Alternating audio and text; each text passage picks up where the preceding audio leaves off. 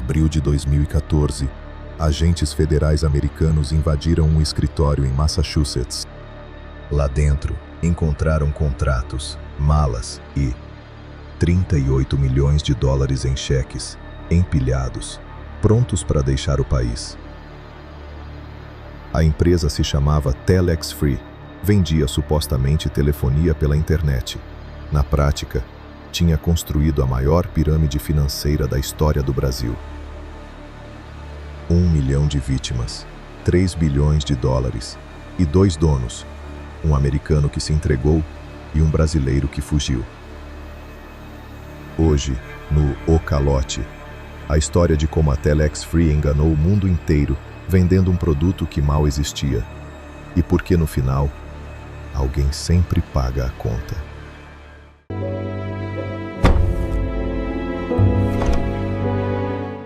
Ato 1. A promessa. Vamos voltar a 2002. Em uma cidade chamada Ashland, no estado de Massachusetts, 2 homens decidem abrir uma empresa de tecnologia. James Merrill, americano, ex-dono de uma empresa de limpeza, e Carlos Vanzeller, brasileiro, que tinha imigrado para os Estados Unidos anos antes. A ideia era simples: vender telefonia pela internet. O que hoje você conhece como VoIP. Naquela época, ainda era novidade. A empresa se chamava Common Sense Communications. Por 10 anos, foi um negócio pequeno, discreto, honesto. Até que em fevereiro de 2012, mudou de nome. Passou a se chamar Telex Free. A nova Telex Free tinha um modelo de negócio diferente. Você, futuro divulgador, pagava $50 de adesão. Em troca, ganhava o direito de revender pacotes de VoIP da empresa. Mas tinha uma pegadinha. Você não precisava vender nada para ganhar dinheiro. Bastava postar anúncios na internet. Um anúncio por dia. Cada anúncio postado te rendia uma comissão. E ao recrutar novos divulgadores embaixo de você, ganhava de novo. E de novo. E de novo. A promessa era de 90% de retorno por ano. Repito, 90% em ano. Para qualquer economista, isso é um sinal vermelho do tamanho de uma fazenda. Mas para o brasileiro comum, em 2012, em plena euforia econômica do país, soava como o pulo do gato. Em poucos meses, a Telex Free explodiu. A operação brasileira foi feita por uma empresa chamada Impactus Comercial, sediada em Vitória, no Espírito Santo. Comandada por um terceiro sócio, Carlos Costa. Costa virou o rosto público do esquema. Fazia transmissões diárias na internet, chamadas de Plantão Telex Free, onde celebrava o sucesso da empresa, mostrava cifras absurdas. E enquanto ele falava, os divulgadores se multiplicavam. Empregadas domésticas, motoristas, professores aposentados, donas de casa. Em pouco tempo, a Telex Free tinha mais divulgadores no Brasil do que vendedores reais de qualquer outra empresa de telefonia. Tinha um único problema. Quase ninguém estava de fato vendendo telefonia. Ato 2. O pico. Para entender o que estava acontecendo, é preciso entender uma palavra: pirâmide. O esquema da Telex Free era, no jargão técnico, um híbrido, um cruzamento entre uma pirâmide financeira e um esquema Ponzi, os 2 primos mais perigosos do crime financeiro.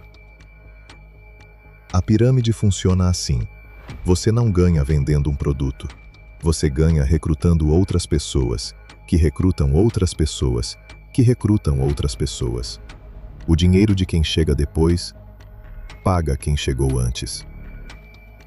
Funciona perfeitamente, até a hora em que para de chegar gente nova, e aí desmorona.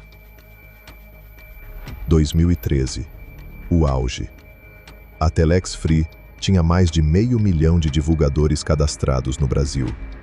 Movimentava bilhões de dólares. Carlos Vanzeler, o sócio brasileiro, vivia como um magnata em Massachusetts. 30 apartamentos, mansões, lanchas, uma frota de carros de luxo.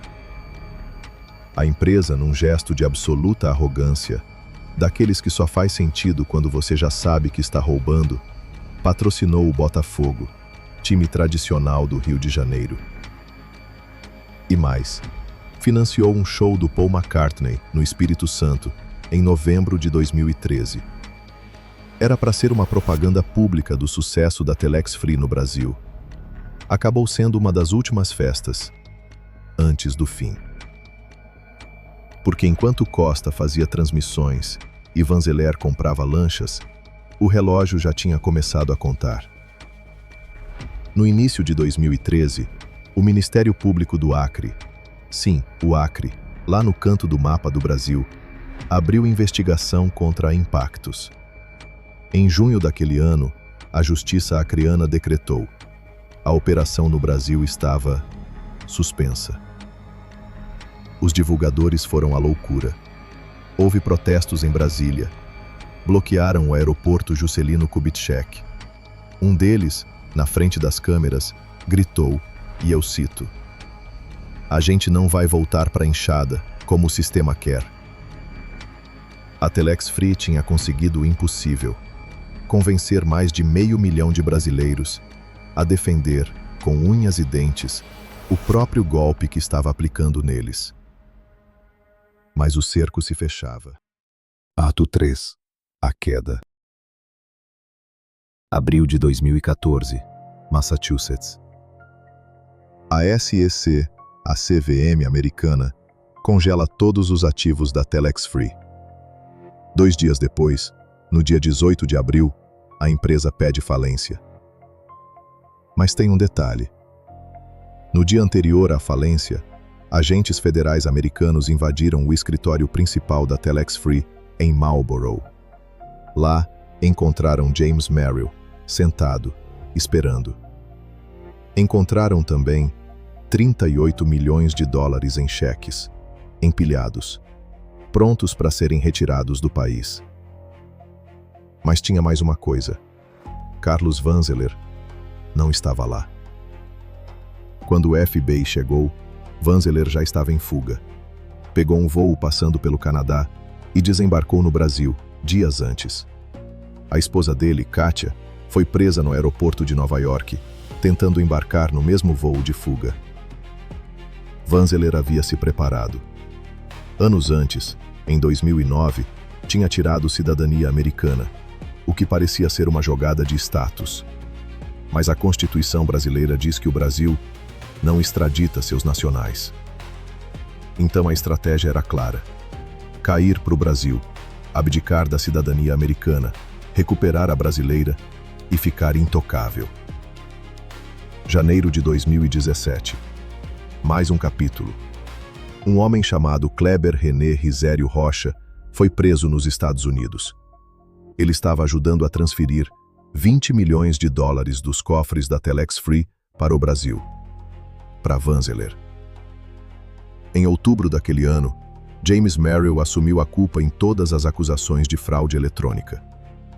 Em março de 2017, recebeu a sentença: 6 anos de prisão. Devolveu mais de 140 milhões de dólares em ativos para a justiça americana. Cumpriu pena. Saiu. Hoje, vive nos Estados Unidos sob liberdade condicional. E Vanzeler? Vanzeler continuou no Brasil. Em 2020, foi preso pela Polícia Federal, em Vila Velha, no Espírito Santo. Estava indo para a academia. No mesmo ano, em maio, a Justiça Federal Brasileira condenou Vanzeler e Carlos Costa, cada um, a 12 anos e 6 meses de prisão. Crime: gestão fraudulenta de instituição financeira. Mas, e aqui é onde o Ocalote começa a perder a paciência, a sentença é de primeira instância, em recurso, até hoje. Carlos Costa nunca foi para a cadeia. Vanzeler também não está cumprindo pena. 12 anos e meio, em recurso, há mais de 5 anos. Ato 4. A conta. E as vítimas? Aqui é onde a história fica injusta de verdade. Em 2020, depois de 6 anos de batalha jurídica, a justiça americana aprovou um plano de ressarcimento para as vítimas. 150 milhões de dólares, distribuídos para cerca de 100 mil pessoas que conseguiram comprovar perda. Pareceu muito? Vamos fazer a conta. Os promotores americanos calcularam que a Telex Free movimentou cerca de 3 bilhões de dólares. Vítimas no mundo inteiro, aproximadamente 1 milhão. Ressarcimento, 150 milhões para 100 mil pessoas. Ou seja, 90% das vítimas não receberam 1 centavo. E quem recebeu, recebeu uma fração do que perdeu. Mas talvez o detalhe mais perverso dessa história seja outro. Lembra que eu disse que a Telex Free tinha mais de 500 mil de divulgadores no Brasil? Pois é, muitos desses divulgadores não eram só vítimas, eram ao mesmo tempo operadores. A pirâmide é cruel justamente nisso. Quem entrou cedo, ganhou. Os primeiros divulgadores tiraram milhões. Quem entrou no fim, perdeu tudo. E os administradores judiciais americanos tiveram que fazer algo amargo: processar os vencedores líquidos, os divulgadores que tiraram mais do que colocaram, para recuperar dinheiro para as vítimas que ficaram para trás. Aposentado que tirou R$200 mil sendo cabo eleitoral da Telex Free, teve que devolver. Empregada doméstica que conseguiu sair antes da queda, ficou no negativo. Em outras palavras, a Telex Free não destruiu 1.000 pessoas, destruiu 1 milhão. E pior, transformou parte dessas vítimas em co-réus. Esse é o legado da pirâmide. Hoje, em 2026, o que sobrou da Telex Free? James Merrill cumpriu pena. Está livre.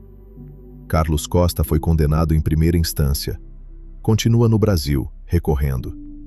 Carlos Vanzeller readquiriu a cidadania brasileira. Não pode mais ser extraditado. Recorre da condenação.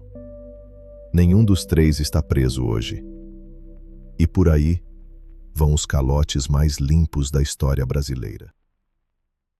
Se esse vídeo te chocou, espera só pelos próximos. Tem caso que faz a Telex Free parecer pequena. Inscreve-se no O Calote para acompanhar. A gente posta um caso novo toda semana. Porque no final, alguém sempre paga a conta. Só que quase nunca é quem deveria.